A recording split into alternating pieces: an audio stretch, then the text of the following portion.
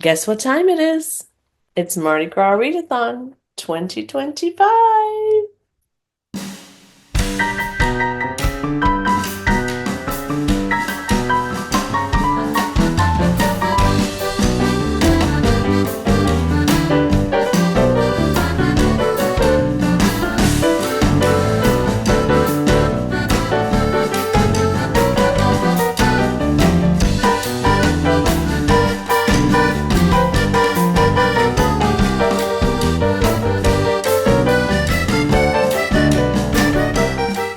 Hi readers, it's Lori. Welcome back to my channel, Books, Ink, and Paper, or welcome if this is your first time. I am so proud to announce that we are about to kick off Mardi Gras Readathon 2025.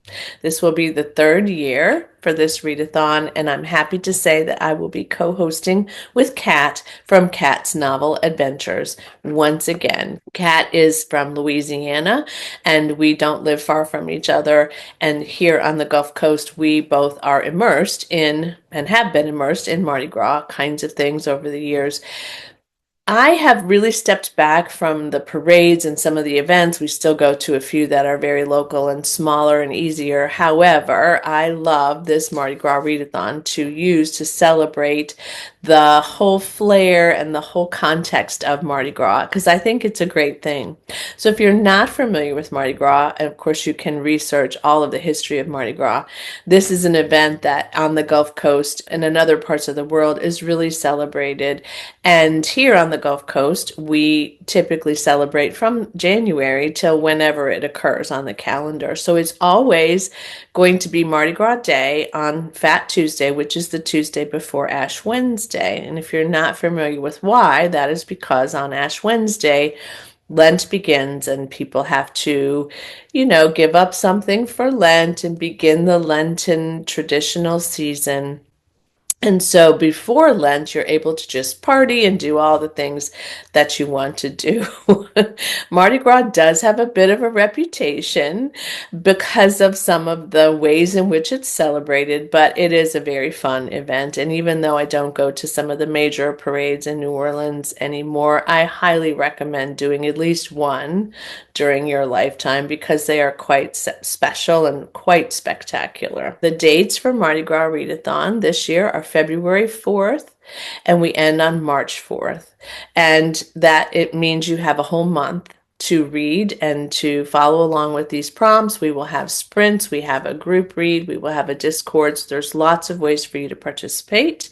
And that gives you plenty of time to read some books that you can align with these prompts that I'm about to share with you. So we're happy to have a month-long readathon. For some people, 2 weeks are too short, and for some people a month is too long, but you do you, and you spend as much time as you want on this readathon. It's very open and very flexible. So let's start with the prompts first so that you can start planning your TBR for Mardi Gras Readathon. These are the same prompts as last year, so for those of you that are familiar, this might be redundant, but we are just noticing that these are really the heart of Mardi Gras, and so they work really, really well.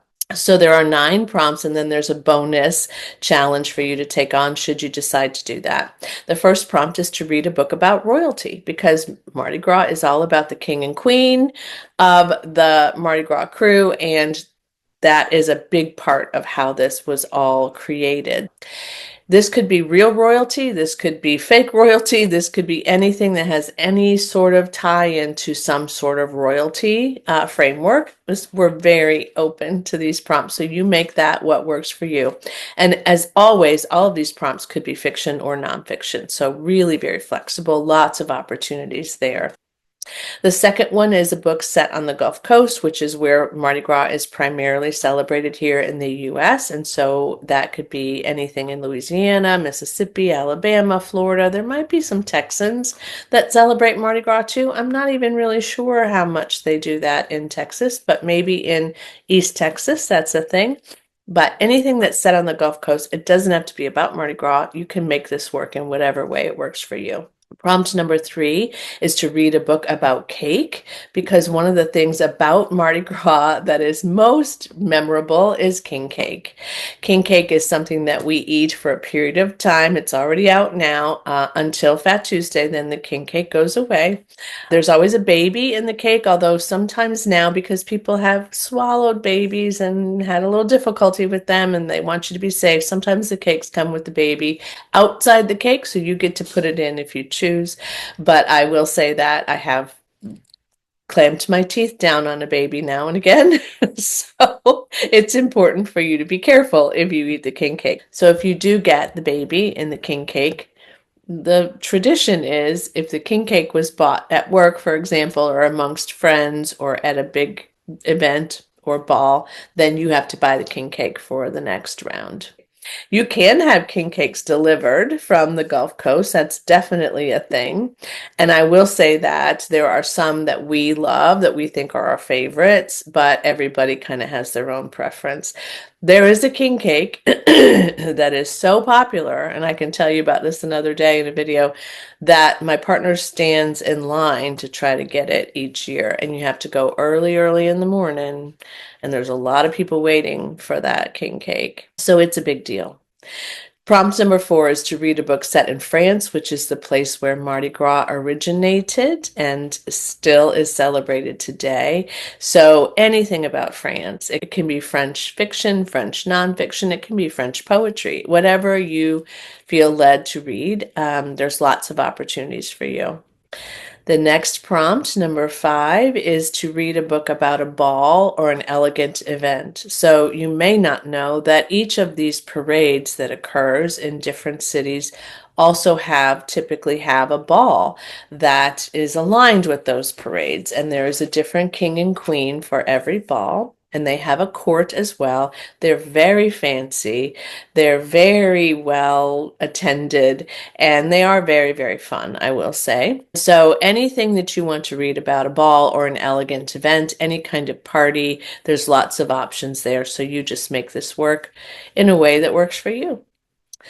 Number 6 is to read a book about music. Music is another big part of Mardi Gras. As you know from the intro song on my videos, every year there's a lot of Zydeco music that occurs during this time, a lot of jazz. There's just a lot of music in all of the parades.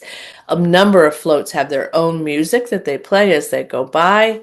Yes, they conflict on occasion, but it's still really wonderful. So anything about music, musicians, there's lots of fiction and nonfiction about musicians and groups and bands, so there's lots of opportunities for you there. All right, prompt number 7 is to read a book about food. Food is a big part of Mardi Gras, not just king cake. There's a lot of gumbo that's cooked around this time of year, although we eat gumbo every time it's cold.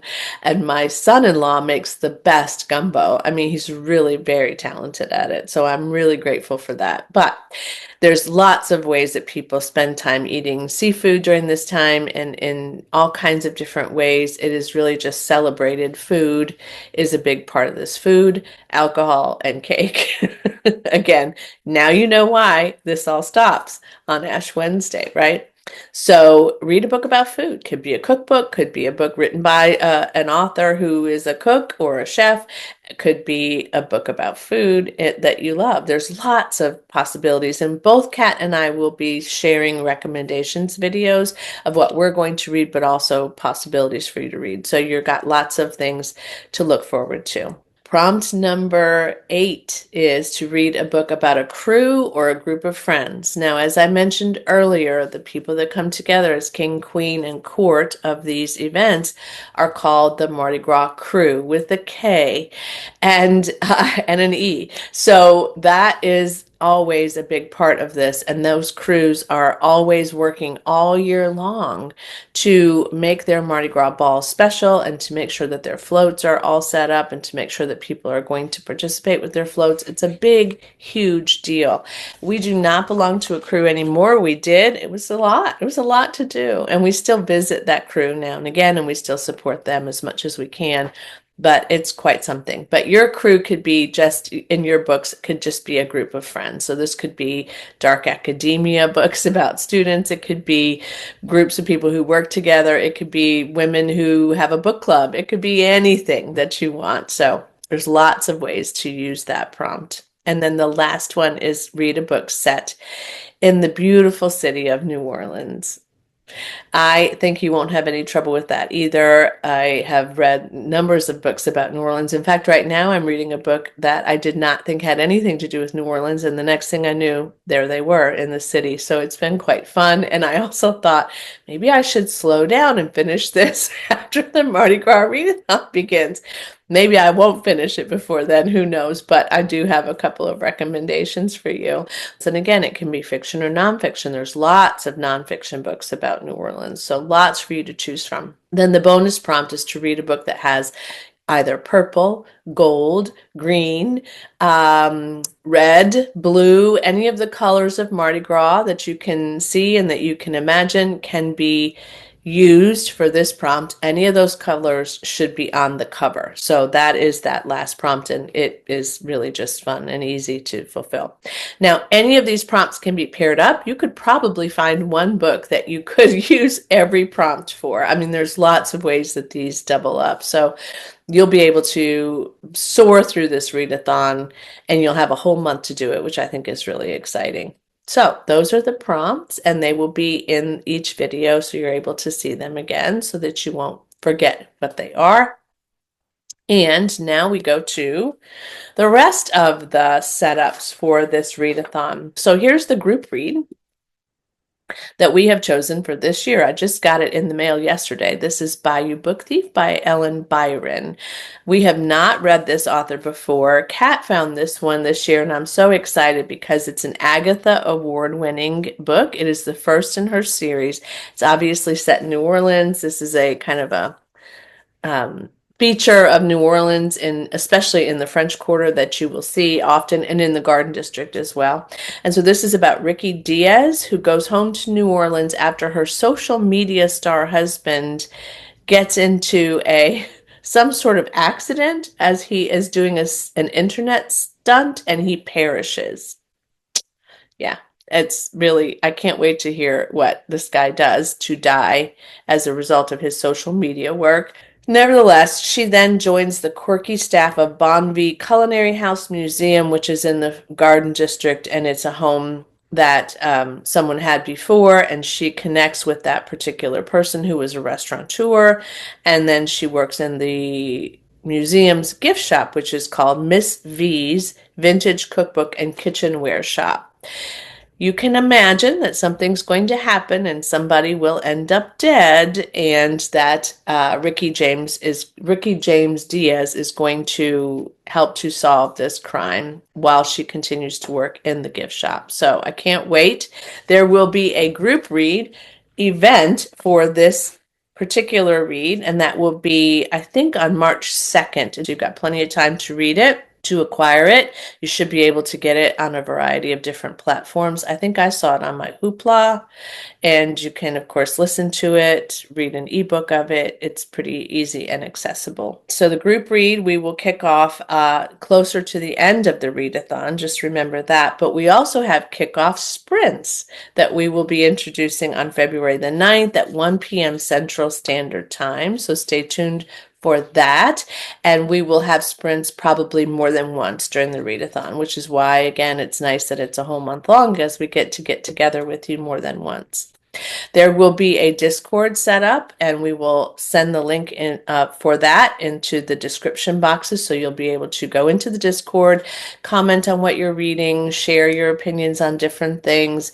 You'll be able to chat about a number of things in the Discord, and it's going to be super fun. And I'm so grateful because Kat is really tech savvy on the Discord end, and I am still just really learning that. You can probably tell from the barrenness of my Discord up through now. bear with me. I will get this straight one of these days, and Kat is a great teacher for me as well. So we have everything I think that you need to know right now. There will be, as I said, some additional recommendation videos that you can watch. I have some videos from the last 2 years, so you're able to go back on my channel and look at those as well and see what I read and what you might be interested in. There's lots of possibilities, so I will probably put out a pile of possibilities for myself, and then I'll probably put out some other recommendation books that I have read that I think would work well for you. So I think it's going to be so much fun, and I'm so excited that so many of you are already excited about it, have been asking about it. I can't wait to get started. I can't wait to see you in the sprints and for the group chat. Now, normally at the end of all of my videos, I say happy reading, but at the Mardi Gras season time, I will say laissez les bons temps rouler. Let the good times roll. Bye, readers.